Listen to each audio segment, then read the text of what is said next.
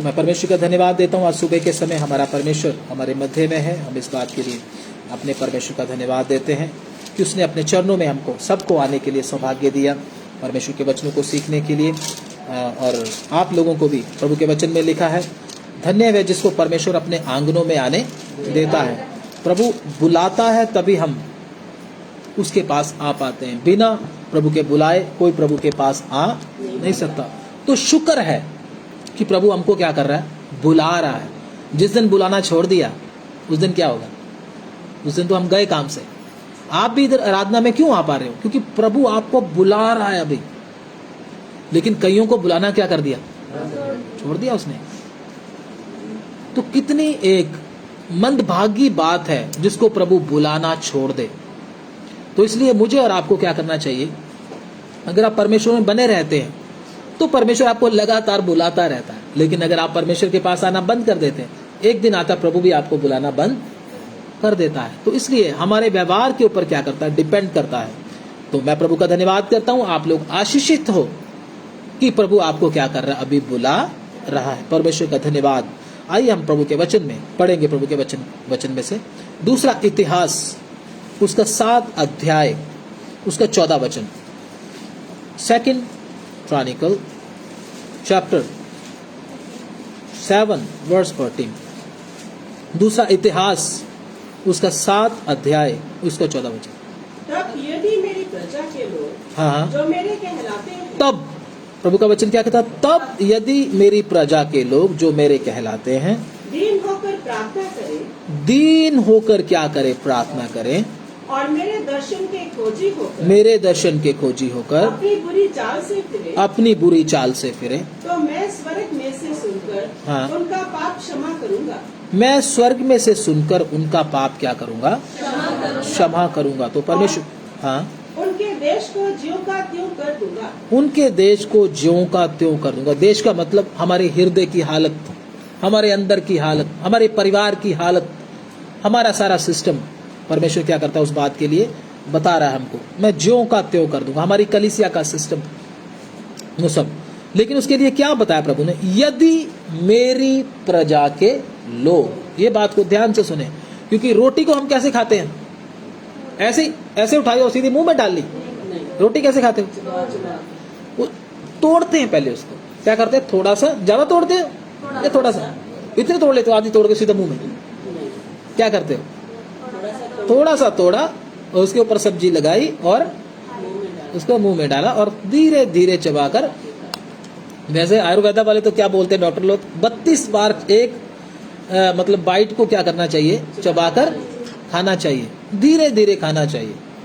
तो क्यों खाना चाहिए, उसमें भी कुछ बात है। इसीलिए थोड़ा थोड़ा करके क्या करना चाहिए, उसको मुंह में डालें और खाएं, और फिर क्या मिलेगा आपको, ताकत।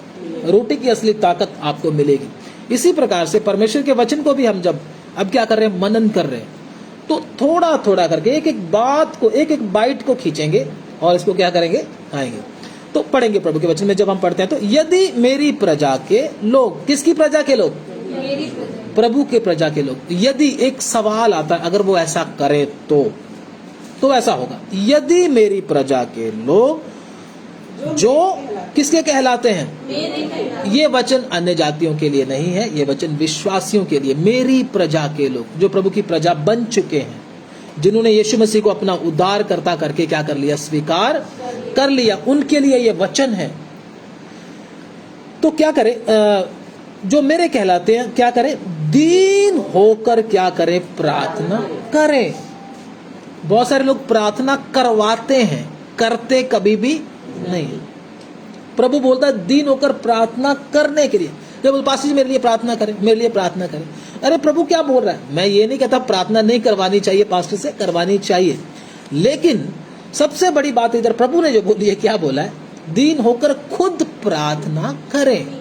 कैसे होकर, दीन कैसे होते हैं, प्रार्थना का असर कैसे होता है, मैं आपको बताता हूँ। आप में से बहुत सारे लोग प्रार्थना करते होंगे, लेकिन उसका असर नहीं होता। बहुत बार प्रभु को बोला है, लेकिन असर नहीं हुआ। क्यों नहीं हुआ, क्योंकि प्रार्थना तो किया, लेकिन एक काम नहीं किया, दीन होकर नहीं किया। मैं अपनी लाइफ का अनुभव बताता हूँ। दीन होकर जब भी मैंने प्रार्थना किया, प्रभु ने काम को किया है। किसी बीमार के ऊपर भी मैं अगर प्रार्थना दीन होकर करूं, सही तरीके से अगर करूं, आप भी करो तो, मैं इसको स्पेशल नहीं हूं, आप भी करो तो प्रभु आपकी सुनेगा कि नहीं सुनेगा? लेकिन उसके लिए दीन होना पड़ेगा, पूरे का पूरा किसके ऊपर डिपेंड?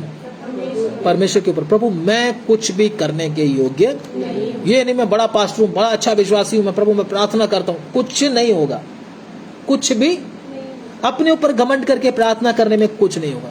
दीन होकर जब प्रभु के सामने प्रार्थना करते हैं, प्रभु मुझ में कोई योग्यता नहीं, आप अपनी सामर्थ्य को क्या करें? प्रकट करें। आपको जब आप दीन हो जाओगे, अपने आप एहसास भी होगा इस बात का। तो जब हम प्रार्थना दीन होकर प्रार्थना करें, दीन होकर, और बाद में क्या करना? फिर प्रार्थना करना। सीधा प्रार्थना नहीं करना। कैसी प्रार्थना करना?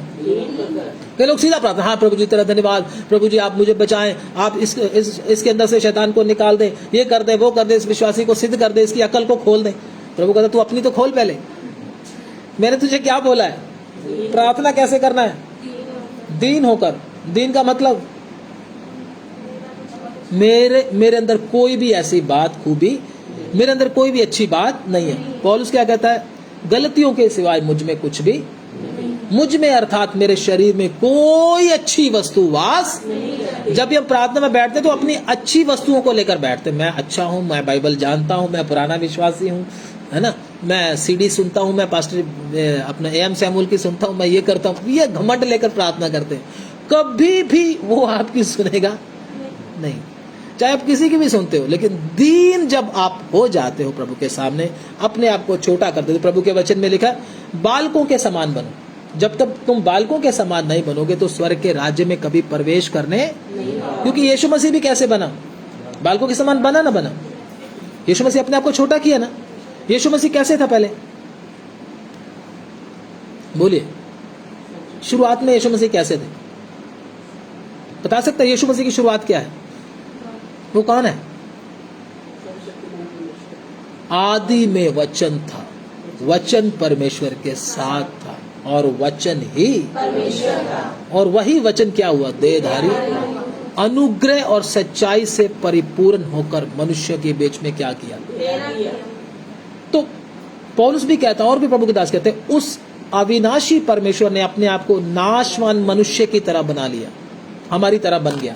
असल में ऐसा हमारी तरह वो नहीं है, उसके 2 आंखें हैं, 2 बाल, अपने थोड़े से बाल हैं, और क्या दाढ़ी है, और मूंछों वाला बाबा है, ऐसा नहीं है यीशु मसीह। आदि में वचन, वो तो हमारे समझाने के लिए एक बार, आदि में वचन। आज तक परमेश्वर को किसी ने देखा?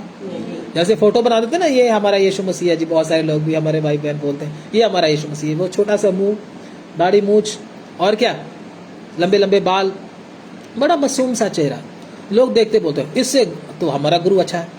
वो दिखने में क्या लगता है? थोड़ा ताकत वाला लगता है, इसको तो कोई भी पकड़ ले। बोलते कि नहीं बोलते?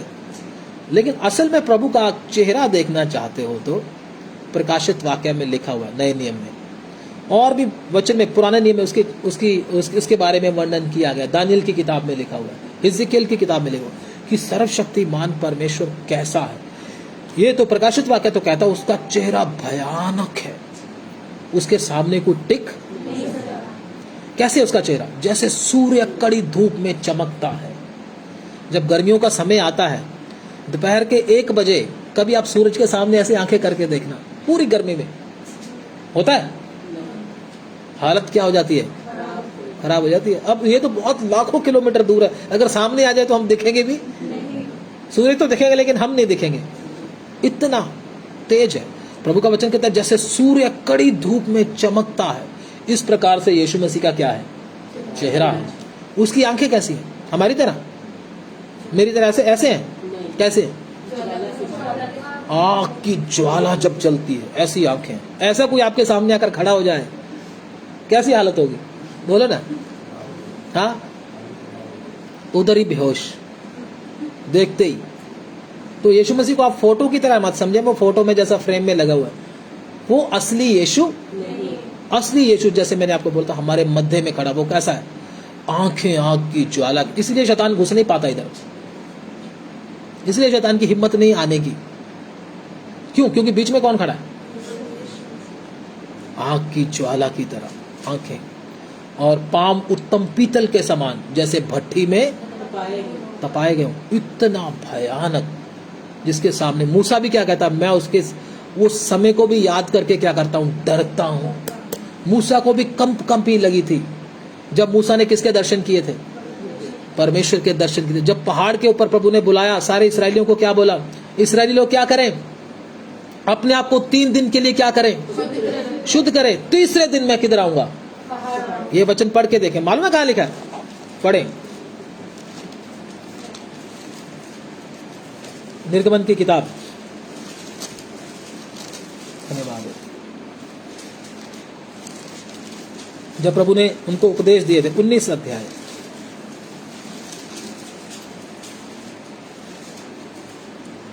उसका पढ़ दे आप, 9 पढ़ दे। तब यहोवा ने मूसा से कहा, तब यहोवा ने मूसा से कहा, सुन मैं बादल के अंधेरे में होकर तेरे पास आता हूं। सुन मैं बादल के, सुनिए ध्यान से, सुन मैं बादल के अंधेरे में होकर तेरे पास आता हूं। इधर एक सवाल खड़ा होता है, ध्यान से सुन लीजिए, क्योंकि कोई आपको पूछेगा कल को, फिर आप बता नहीं पाओगे। बादल के अंधेरे में होकर तेरे पास आता हूं, ऐसा क्यों लिखा है, बादल के अंधेरे में क्यों, मालूम है, पता क्यों? बहुत लोग बोलते हैं, मैंने सुना है बहुत लोगों को, परमेश्वर तो अपना मुंह क्यों नहीं दिखाता, छुपता क्यों है तू। मैंने बहुत शायरों को पढ़ा है, बहुत सारी ऐसी बातों को मैं पढ़ा, वो कहते तो ये तो अपना मुंह नहीं दिखाता, तू क्यों नहीं दिखाता मुंह अपना। असल में मनुष्य को, मूर्ख मनुष्यों को इस बात का मालूम नहीं है वो अपना मुंह चेहरा क्यों नहीं दिखाता है, छुपता क्यों है। आज हम भी बोलते परमेश्वर तू सामने आ, कई लोग बोलते हैं मैं देखना चाहता हूं तेरे को। अरे परमेश्वर तेरे जैसा नहीं है वो तेरे सामने आ जाए, तू उसके सामने मक्खी की तरह भी नहीं है, तेरे से उड़ा भी नहीं जाएगा, मक्खी तो उड़ जाती है फिर भी, बहुत मुश्किल हो जाएगी तेरे को। तो बादल के अंधेरे में क्यों आ रहा है, ताकि मनुष्य मुझे देख, अगर देख लिया तो जिंदा नहीं रहेगा, तो जिंदा नहीं रह सकता। ध्यान से सुन लीजिए, कल को जवाब देना पड़ेगा, तुम्हारा परमेश्वर छुपता क्यों है, शक्ल क्यों नहीं दिखाता, सामने क्यों नहीं आता, चुपचाप क्यों रहता है, क्यों? क्योंकि इंसान के अंदर क्या है, पाप बसा हुआ है, और पाप को देखते ही क्या उसको चढ़ता है, बहुत खुंदक चढ़ती है उसको। मान लो मेरे अंदर पाप है, परमेश्वर के सामने, परमेश्वर मेरे सामने आ गया, मैंने परमेश्वर को देख लिया, बचने का सवाल ही पैदा नहीं होता। इसलिए परमेश्वर क्या कहता, अपने आप को शुद्ध करो, जैसा तुम्हारा परमेश्वर पवित्र है तुम भी पवित्र बनो। क्यों? क्योंकि उसके सामने जाना है, उसके सामने टिक नहीं पाओगे। इसलिए परमेश्वर अपने चेहरे को क्यों छुपाता, क्योंकि मनुष्य पाप करते हुए उसके सामने टिक नहीं पाएगा, उसका दर्शन पाते ही उसको क्या आ जाएगा, झटका लग जाएगा, खत्म हो जाएगा उसी समय, क्योंकि परमेश्वर पवित्र है, मनुष्य पाप से भरा हुआ है। इसलिए परमेश्वर अपने चेहरे को मनुष्य के फायदे के लिए ही नहीं दिखा रहा, समझ रहे बात को, क्योंकि तू टिक नहीं पाएगा मेरे सामने, सूरज के सामने नहीं तू टिक पाता, जो सूर्य मैंने बनाया इतना बड़ा उसके सामने नहीं टिक पाता, तो जिसको सूर्य ने बनाया उसके सामने तू कैसे टिकेगा, ये बता। हमारा सूर्य हमारी धरती से लगभग, मेरी नॉलेज के हिसाब से अगर देखें तो 10 लाख गुना बड़ा है। कितना? मतलब 10 लाख हमारी धरतियां उसमें समा सकती, हम भी साथ में 10 लाख ऐसी धरतियां, इतना बड़ा सूरज है। जिसने उस सूरज को बनाया वो कैसा होगा, छोटा सा।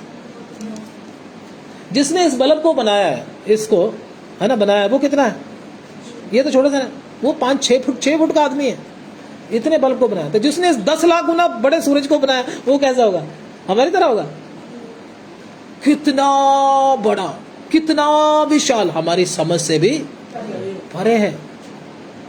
तो उस परमेश्वर को जरा सोचे, वो क्या है, अपने चेहरे को क्या कर रहा, बादल में छुपा रहा है। कहता सुन, ध्यान से सुनिएगा, क्या कहता है, सुन मैं बादल के अंधेरे में होकर तेरे पास आता हूं। आगे पढ़े जल्दी से।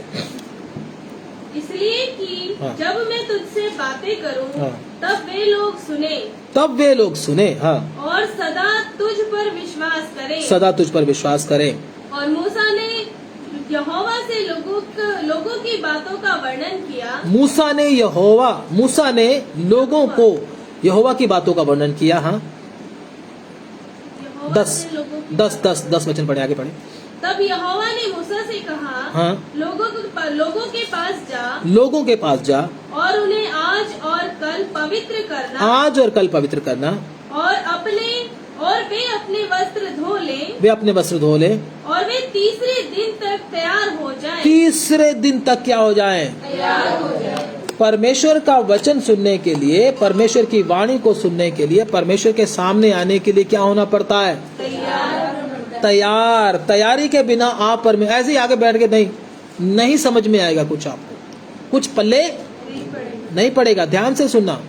तो परमेश्वर ने बोला तैयार हो गए, तीसरे दिन तक तैयार हो गया ना। जब तीसरा दिन आया तो क्या पढ़ते हैं? 16 वचन पढ़े। 16 वचन पढ़ दो, कोई भी पढ़ो। जब तीसरा दिन आया, 19 का 16। हाँ हाँ। तब भोर होते ही बादल गरजने और जब तीसरा दिन आया तो बोर होते ही परमेश्वर लेट हो गया? बोलिए, इधर क्या मालूम होता है? परमेश्वर कभी लेट नहीं होता। हम हमारी मीटिंग का टाइम कितने बजे का है? 10 बजे। कई लोग 10:30 बजे दरवाजा खोल के आ रहे हैं जी आगे मीटिंग में। जब मीटिंग का टाइम 10 बजे का है तो हमको 9:45 इधर आकर क्या होना चाहिए, ताकि पूरे 10 बजे क्या हो सके? परमेश्वर का काम शुरू। ये क्या है? परमेश्वर का काम है। लेकिन हम क्या कर रहे हैं? खुद लेट आकर परमेश्वर के काम को क्या कर रहे हैं? लेट कर रहे हैं। इसका मतलब परमेश्वर के काम में उंगली डाल रहे हैं। नहीं, मैं तो लेट ही जुड़ूंगा प्रभु के, मैं तो लेट ही आऊंगा। नहीं मेरे भाई, परमेश्वर के साथ रहना है तो आपको किसकी तरह बनना पड़ेगा? परमेश्वर की तरह टाइम का पंक्चुअल बनना पड़ेगा। तभी आप उसके साथ युगानुयुग तक क्या कर सकते हो? रह सकते हो। मैं आपको ये बात बताता हूँ, परमेश्वर इन बातों का बहुत ध्यान, क्योंकि आने वाले समय में परमेश्वर एक नई सृष्टि को जब बनाएगा, नई धरती नया आकाश बनने वाला है। जब ये पाप वाली धरती और पाप वाला जो सिस्टम सारा है, आकाश वगैरह जो, ये लेट नहीं होता कभी। दिन में कितने घंटे होते हैं? साल में कितने दिन? ये कब से चल रहा है? हाँ, मैं तो जब से पैदा हूं तब से ऐसे ही चल रहा है ना? चल रहा है कि नहीं चल रहा? प्रभु कर रहा है कि नहीं कर रहा उसको? जब ये पाप से बनी हुई धरती और आकाश, ये सब कुछ जो ये टाइम के ऊपर चल रहा है, ठीक है ना, पाप के समय में। लेकिन जब नई धरती और नया आकाश परमेश्वर बनाएगा और सारे सिस्टम को, मोस्टली सिस्टम को हमारे हाथ में देगा, तो अगर हम लेट होने की आदत अभी है तो उधर भी क्या कर देंगे? करेंगे ना? क्या करेंगे? कोई बात नहीं प्रभु, अभी थोड़ा सा रुक जाओ, अभी थोड़ा सा रुक जाओ, मैं थोड़ा सा अभी क्या हूँ, बिजी हूँ, आ रहा हूँ प्रभु, आ रहा हूँ। क्या है? आ रहा हूँ, अभी तो मैं सो रहा हूँ। ऐसी लापरवाही उधर चलने वाली, ना ही कोई लापरवाह उधर जाएगा। नींद को प्यार करने वाला उधर जाएगा नहीं। मैं आपको बोलता हूँ, विश्वासी लोग कैसे होते हैं, विश्वासी और प्रभु के दास लोग कैसे होते हैं? समय का पूरा क्या रखते हैं? ध्यान। उसकी आदत से दिख जाता है ये प्रभु का चुना हुआ, ये स्वर्ग जाएगा। जो स्वर्ग में नहीं जाएगा उसका भी पता चल जाता है, ये नहीं जाने वाला, ये जाने वाला, ये तो इधर टाइम पास करने वाला है, ये जाने वाला नहीं। लेकिन जिसने स्वर्ग जाना है, उस विश्वासी की आदत बताती है, उसके काम, उसका चलना फिरना, उसका आना जाना बता देता है, ये बंदा जाएगा ही जाएगा। इसलिए परमेश्वर क्या कर रहा है? दिन के ठंडे समय में क्या हो रहा है? सुबह के समय क्या हो रहा है? भोर फटते ही, पौ फटते ही क्या हो रहा है? परमेश्वर क्या हो रहा है? उधर आ रहा है। तीसरा दिन जब आया तब भोर होते ही बादल गरजने और बिजली चमकने लगी। बादल गरजने और बिजली चमकने का मतलब क्या है? मैं धीरे धीरे जा रहा हूं। कोई आ रहा है, जो आ रहा है वो कौन है? सेनाओं का यहोवा। जब कोई प्रधानमंत्री या राष्ट्रपति आता है तो ग्राउंड के अंदर क्या बजते हैं? बड़े बड़े बिगुल बजते हैं, ड्रम बजते हैं, डम डम डम बजाते हैं ना। कौन आ रहा है? प्रधानमंत्री आ रहा है। सारे लोग क्या हो जाते हैं? सावधान, अटेंशन खड़े हो जाते हैं। इधर कौन आ रहा है? प्रधानमंत्री, राजाओं का राजा, प्रभुओं का प्रभु। बादल बता रहे हैं आ रहा है, चमक रहे हैं, बड़े जोर से बिजली कड़क रही है। वाह, कितना भयानक सीन है। हम लोगों तो होते तो क्या होता, एक दिन एकदम कांप जाना था। क्या आ रहा है? सेनाओं का यहोवा, परमेश्वर उधर आ रहा है। बिजली बता रही है, बादल भी गरज कर बता रहे हैं। आगे, और पर्वत पर काली घटा छा गई। काली घटा पर्वत के ऊपर छा गई, ताकि परमेश्वर के चेहरे को कोई देख ना पाए, अगर देख लिया तो गया। इसलिए परमेश्वर ने पर्वत को ही क्या कर दिया, पूरा बादल से उसको मंडप बना लिया, उसको ढांप दिया, ताकि परमेश्वर के सामने कोई दिख ना पाए, आ ना पाए।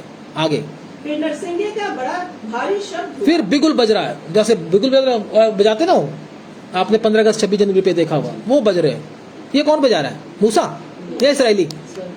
स्वर्गदूत बजा रहे हैं। कौन आ रहा है? राजाओं का राजा आ रहा है, उसका वेलकम हो रहा है। आने से पहले क्या हो रहा है? सब कुछ सावधान किया जा रहा है, सावधान हो जाओ। बिजली गरज रही है, ठीक है ना, बिजली क्या हो रही है? चमक रही है पूरी तरह से। और स्वर्गदूत क्या बजा रहे हैं? नरसिंगा बजा रहे हैं। आ गया भाई, सावधान हो जाओ। अब लापरवाही नहीं चलेगी। अब इधर प्रभु कहता है 2 या 3 मेरे नाम में इकट्ठे होते हैं, फिर भी लोग सोते रहते हैं। इसका मतलब परमेश्वर को अभी तक जानते नहीं है। तूने इंसान को जाना है, किसी को, परमेश्वर को अभी तक जाना? कितने लोग विश्वास करते हैं परमेश्वर इधर है? परमेश्वर इधर है तो नींद आएगी, लापरवाही आएगी, थकावट महसूस होगी? कभी नहीं होगी। सावधान होकर हम भी बैठेंगे। कौन है इधर? सेनाओं का। अगर किसी फौजी का उधर या पुलिस वाले का उस ग्राउंड के अंदर, जब प्रधानमंत्री साहब आए हैं, हमारे नरेंद्र मोदी जी आए हैं, सलूट गलत हो गया तो क्या होगा? हाँ बोलिए ना। उधर जब आ रहा है वो, एकदम सल्यूट गलत हो गया, सल्यूट ऐसे बज गया, थोड़ा सा लापरवाही कर गई, है ना, या टोपी पीछे लगी हुई है ऐसे करके, वो सामने जो लगा होता है, या बेल्ट थोड़ी सी टेढ़ी बंधी हुई है और शर्ट बाहर निकली हुई है, सीधा खड़ा नहीं, ऐसे खड़ा, ऐसे करके, ऐसे करके, कैसा होगा? उसी समय क्या लग जाएगा? उसी समय उसकी आंख में आ गया तो गया काम से। वो जरा सी भी लापरवाही बर्दाश्त। तो इधर आकर हम कैसे बैठे रहते हैं? इधर कौन है? प्रधानमंत्री या सेनाओं का यहोवा? इधर कईयों को तो मैंने देखा दोनों टांग लंबी करके बैठे होते हैं इधर प्रार्थना में। कहाँ है? प्रार्थना में आए। ये प्रार्थना हो रही है। 2 या 3 मेरे नाम में इकट्ठे होते इधर है वो? हाँ है, मुझे कोई परवाह नहीं है उसकी, होगा। ऐसे भी लोग करते हैं। कुछ लोग तो निक्कर डाल के बैठे होते हैं।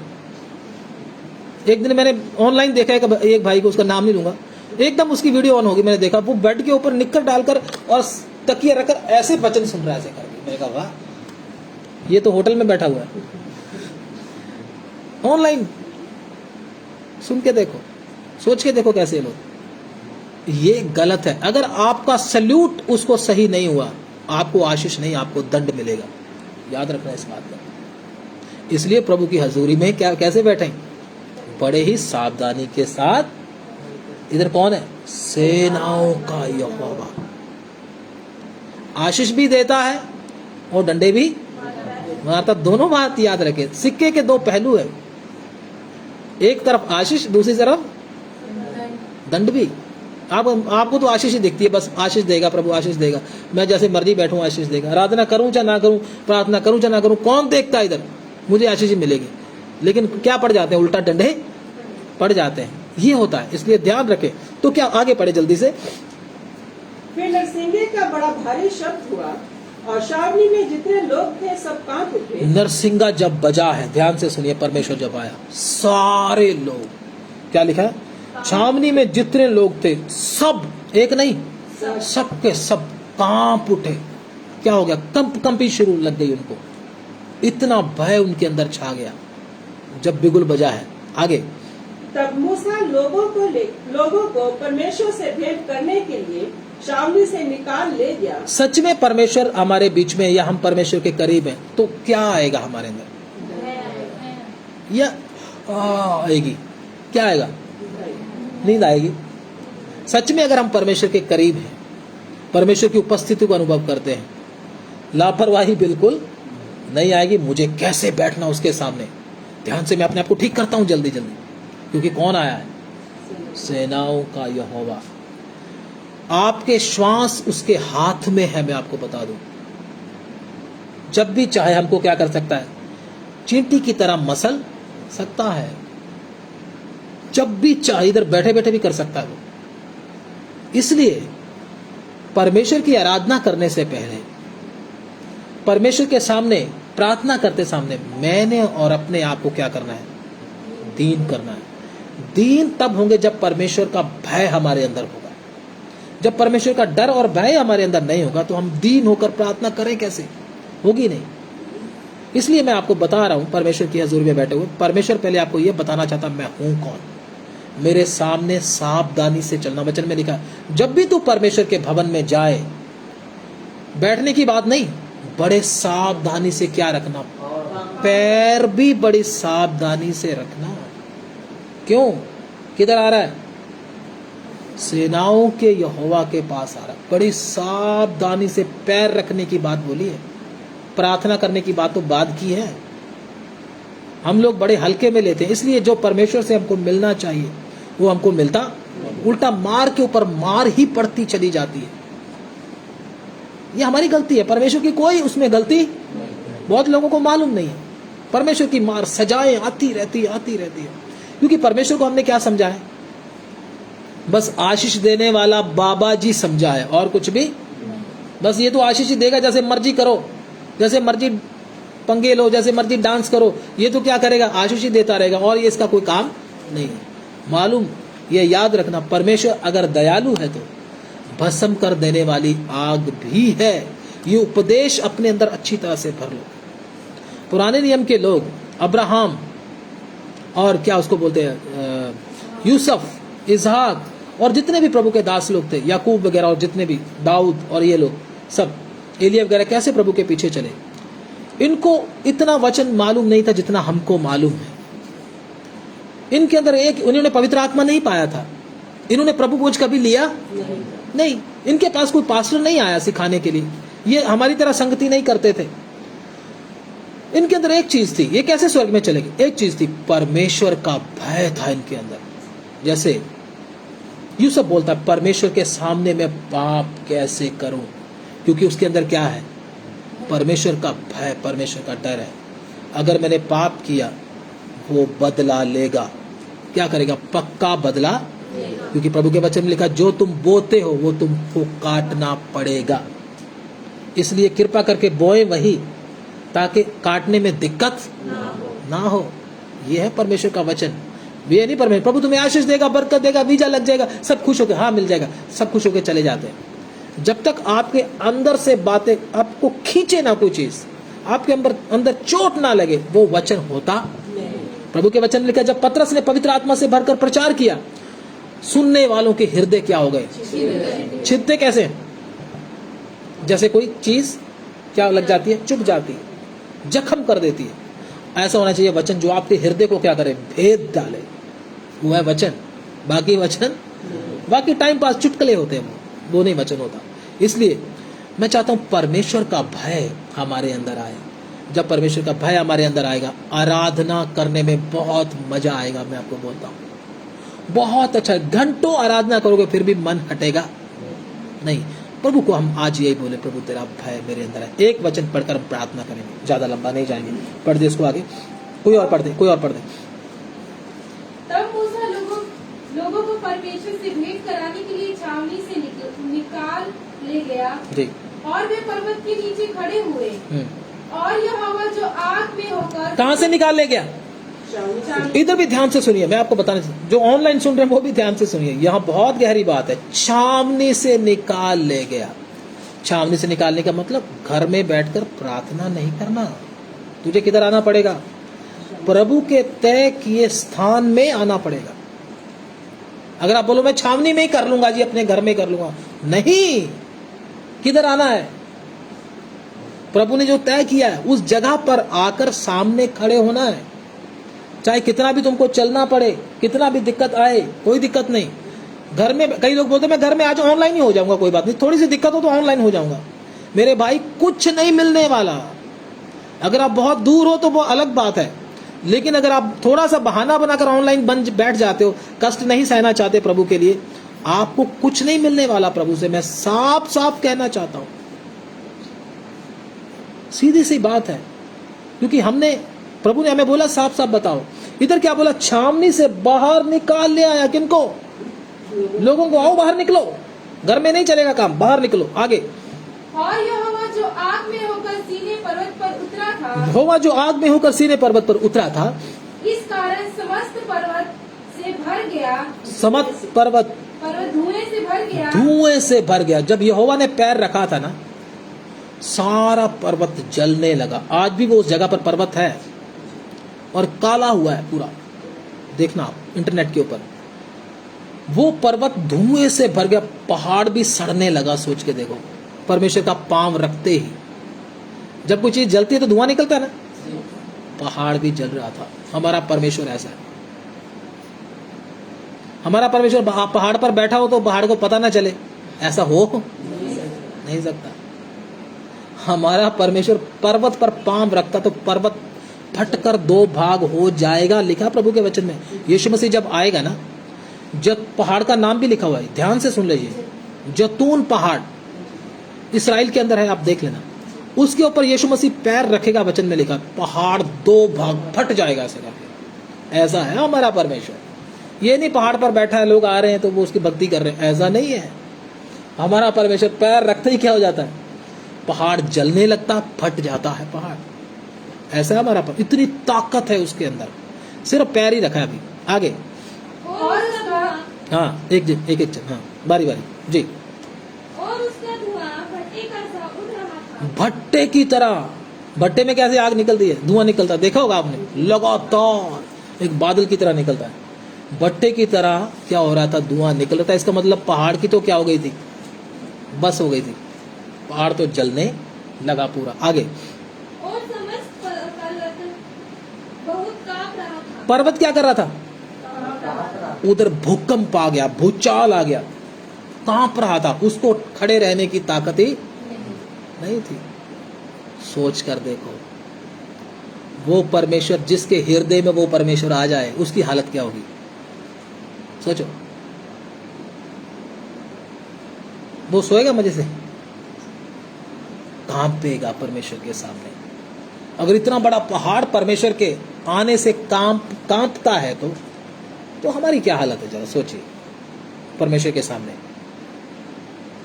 हमको तो क्या करना चाहिए, अगर परमेश्वर के ऊपर नीचे सिर करके अपने घुटनों में सिर लेकर प्रार्थना करना पड़ेगा। फिर ऐसी हालत आती है फिर परमेश्वर के सामने, प्रभु मैं तेरे सामने बोलूं कैसे, तेरे सामने मुंह कैसे खोलूं, देखने के मुंह उठाने के भी योग्य है, ऐसी हालत होती है। लेकिन हम अगर हमारी प्रार्थना को देखो, हम तो ऐसे बोलते जैसे इधर कोई है नहीं, बस मैं तो मंत्र पढ़ रहा हूं, बस ऐसी होती है ना प्रार्थना, मंत्र पढ़ रहा हूं, इधर कोई है नहीं, मैंने बस मंत्र पढ़ना है और पढ़कर क्या हो जाना, चले जाना, यही है ना। कोई फीलिंग्स नहीं होती, कोई भय नहीं होता, कोई डर नहीं होता प्रार्थना में, कोई चिंता नहीं, बस ऐसे। तो ऐसे नहीं चलेगा। अगर आपको प्रभु की आराधना सही तरीके से करना है तो दीन होकर प्रार्थना करना है, परमेश्वर का भय आपके अंदर होना है, फिर आराधना प्रार्थना का क्या होगा, असली आनंद आपको महसूस होगा। आगे जल्दी से पढ़ दे। फिर जब नरसिंगे का शब्द बढ़ता और बहुत भारी होता गया, तब मूसा बोला और परमेश्वर ने वाणी सुनकर उसको उत्तर दिया, सुनाकर उत्तर दिया। और यहोवा सीनै पर्वत की चोटी पर उतरा और मूसा को पर्वत की चोटी पर बुलाया और मूसा ऊपर चढ़ गया। मूसा को पर्वत की चोटी पर बुलाया और मूसा किधर हो गया, मूसा को बुलाया तभी मूसा गया, नहीं तो मूसा की हिम्मत नहीं, मूसा उधर चला जाए। अगर बुलाए बिना मूसा चला जाता तो उधर ही भस्म, उधर ही। और आगे जब वचन पढ़ते हैं ना, बोला था और कोई पहाड़ के पास ना आए, उसको छुए ना। अगर किसी ने पहाड़ को छू दिया वो तो गया। इसलिए मैंने बोला था जब वचन हमने शुरू किया था, परमेश्वर जिसको बुलाता है वही आने आता है। हर किसी के बस की बात नहीं, हर कोई नहीं आ सकता। ऐसे ही परमेश्वर ने मूसा को बुलाया था, मूसा आ पाया था। आज किसको बुलाया, मुझे और आपको बुलाया, वही है परमेश्वर, आज भी वही है। बस उसने अपना, जैसे मूसा को रूप दिखाया था, ऐसा हमें रूप दिखाया अभी तक। अगर रूप एक बार दिखा दे, हमारा जीना क्या हो जाएगा, मुश्किल हो जाएगा। लेकिन अब वो क्या कहता, तू मुझे विश्वास कर मेरे ऊपर, धन्य है वह जो बिना देखे क्या करे। तूने तो मुझे देखकर विश्वास किया, धन्य वह है जो मुझे बिना देखे विश्वास करे, मेरे वचन को पढ़कर विश्वास करे। मैं ऐसा हूँ, मेरी उपस्थिति ऐसी है, मेरा स्वभाव ऐसा है। तो आज परमेश्वर हमको ऐसे करके दिखा नहीं रहा, लेकिन मुझे और आपको खुद ही क्या करना पड़ेगा? विश्वास करना पड़ेगा। वो परमेश्वर आज भी बदला, वैसा ही उसका स्वभाव है। आज स्वभाव बदल नहीं गया। अगर आप बोले आज तो परमेश्वर बदल गया, दुनिया में एक ही चीज है वो कभी बदलती, वो कौन? परमेश्वर। धरती बदल जाएगी, आकाश बदल जाएगा, मौसम बदल जाते हैं, इंसान बदल जाते हैं, रंग बदल जाते हैं, सब चीजें बदलती हैं, सब बदलने वाली है। एक ही है जो कभी बदलता नहीं, जो उसने बोल दिया उसको पूरा करेगा। इसलिए शुक्र है हमारा परमेश्वर ऐसा है, हमने उसके ऊपर भरोसा किया, जो कभी बदलता, कभी नहीं मुकरता। उसने बोला मैं तुझे बचाऊंगा तो बचाएगा, मैं तेरी सहायता करूंगा तो सहायता करेगा, तुझे छुड़ाऊंगा तो छुड़ाएगा। इसलिए मुझे आंख बंद करके विश्वास करना, मेरा परमेश्वर ने जो वायदा मेरे साथ किया है उसको वो अवश्य पूरा करेगा। बोला ना तुझे कभी छोड़ूंगा ना कभी त्याग, बूढ़ा होने तक भी तुझे नहीं छोड़ूंगा, तुझे उठाए रहूंगा। प्रभु के वचन में लिखा, तुझे कभी त्यागूंगा नहीं। तो आज प्रभु का वचन क्या कहता है? मेरे प्रजा के लोग अगर दीन होकर क्या करें? प्रार्थना करें। उस वचन को पढ़ दो, फिर प्रार्थना करते हैं। धन्यवाद। जल्दी से कोई भी। तब यदि मेरी प्रजा के लोग, तब यदि मेरी प्रजा के लोग जो मेरे कहलाते हैं दीन होकर प्रार्थना करें। क्या करें? दीन होकर। दीन कब होंगे? जब हमें मालूम होगा हमारा परमेश्वर कैसा है, उसका भय हमारे अंदर छा जाएगा। आगे, और मेरे दर्शन के खोजी और मेरे दर्शन के क्या हों? खोजी हों। आगे, और अपनी बुरी चाल से फिरे, अपनी बुरी चाल से फिरे, तो मैं स्वर्ग में से सुनकर उसका पाप क्षमा करूंगा। तो मैं स्वर्ग में सुनूंगा और उसके पाप को क्या करूंगा? पाप हम बोलते हैं, मैंने बोल दिया प्रभु मुझे क्षमा कर, मैंने गलती से पाप कर दिया। ऐसे क्षमा नहीं होता है पाप, क्योंकि हमने पढ़ा ना, अगर मान लेते हैं तो प्रभु हमको क्षमा कर देता है। ऐसे नहीं होता है, ऐसे नहीं होता। सबसे पहले क्या, अपन दीन होकर क्या करना पड़ेगा? उसके सामने उसके दर्शन का खोजी होना पड़ेगा। और नंबर तीन क्या करना पड़ेगा? अपनी बुरी चाल से क्या करना पड़ेगा? फिरना पड़ेगा। तब कहीं जाकर क्या करेगा? वो हमारे पापों को क्षमा करेगा और हमारी दशा को जो पहले थी जो की तो कर देगा, हमको बहाल कर देगा, हमको शैतान से आजाद कर देगा, दुष्ट आत्माओं से आजाद कर देगा, अंधकार की शक्तियों से आजाद कर देगा, पाप के बंधनों से आजाद करेगा, हर किसी बुरी आदत से हमको छुड़ा कर क्या कर देगा? पूरी तरह आजाद कर देगा। तब ऐसा होगा, नहीं तो। इसलिए आज हमने क्या सीखा? सबसे पहले परमेश्वर का भय मेरे अंदर आना बहुत। मैं जिसके सामने बैठा हूं वो सुनता है मैंने क्या बोला है, मैंने क्या सोचा है इधर बैठकर, वो भी देखता है। इसलिए उसके सामने मुंह खोलने में जल्दबाजी ना करें कभी भी। प्रभु की हजूरी में जो हमने बोल दिया, गलत बोल दिया तो कितनी भयानक बात है। इसलिए प्रभु की हजूरी में बात करते समय में भी क्या करें? अपने ऊपर कंट्रोल रख के ही क्या करें? बात करें, क्योंकि हमारा परमेश्वर कितना भयानक है। शैतान उसके सामने क्या करता है? कांपता है। मनुष्य को ना मालूम होने के कारण मनुष्य बड़ी लापरवाही करता है। इसलिए आइए हम परमेश्वर का भय प्रभु से मांगे, प्रभु अपने भय से मुझे भर दे, ताकि प्रभु मैं पाप ना करूं। प्रार्थना करें। हालेलुया। प्रभु अपने भय से मुझे भर दे। सबसे पहले तेरा भय मेरे अंदर आए, ताकि मैं दीन होकर तेरे सामने प्रार्थना कर सकूं। हालेलुया। मैं दीन होकर प्रार्थना करूं। हालेलुया। मुझे दीन होकर प्रार्थना करने की जरूरत है। प्रभु प्रार्थना नहीं देखता आपने कितने 3 बार 4 बार कितनी बार प्रार्थना की है। क्या तू दीन होकर गिड़गिड़ाया है मेरे सामने? क्या तू दीन होकर गिड़गिड़ाकर मेरे सामने प्रार्थना की है तूने? प्रभु का दास दानियल दिन में 3 बार परमेश्वर के सामने गिड़गिड़ाकर प्रार्थना करता था। लोगों ने भी उसको गिड़गिड़ाते हुए देखा परमेश्वर के सामने। हम कैसे करते हैं प्रार्थना? ये जरा सोच कर देखें। Hallelujah, hallelujah, hallelujah. दीनता को परमेश्वर देखता है। धन्य है वे जो मन के दीन है, परमेश्वर हमारी दीनता को देखता है। हालेलुया। प्रभु को बोले, प्रभु से मांगे, मांगोगे तुमको दिया जाएगा, खटखटाओगे तो तुम्हारे लिए खोला जाएगा। आज उसके चरणों में एक ही चीज मांगे और कुछ नहीं, तेरा भय मेरे अंदर धर दे, ताकि मैं गलत मार्ग पर ना जाऊं, ताकि मैं प्रभु जी तेरे खिलाफ कोई काम करके अपने ऊपर सजाएं लेकर ना आऊं। तू निश्चय परमेश्वर बदला लेने वाला है, मनुष्य के किए का बदला तू लेता है। मुझे अब दीन और नम्र होकर तेरे पीछे चलना है और पाप से दूर रहना है। Hallelujah, hallelujah, hallelujah. यहोवा परमेश्वर कितना सखत है, कितना भयानक है, भय के योग्य है। मैं किसके चरणों में आया हूं? उसके चरणों में पांव बड़े ध्यान से रखना है, बड़े ध्यान से कदम रखना है। Hallelujah, hallelujah, hallelujah. स्तुति हो, धन्यवाद। आमीन, हालेलुया, धन्यवाद। आइए प्रार्थना करेंगे। धन्यवाद। प्रार्थना करेंगे ब्रदर सूरज के साथ। धन्यवाद करते सर्वशक्तिमान परमेश्वर आपके पवित्र वचन के लिए प्रभु जी।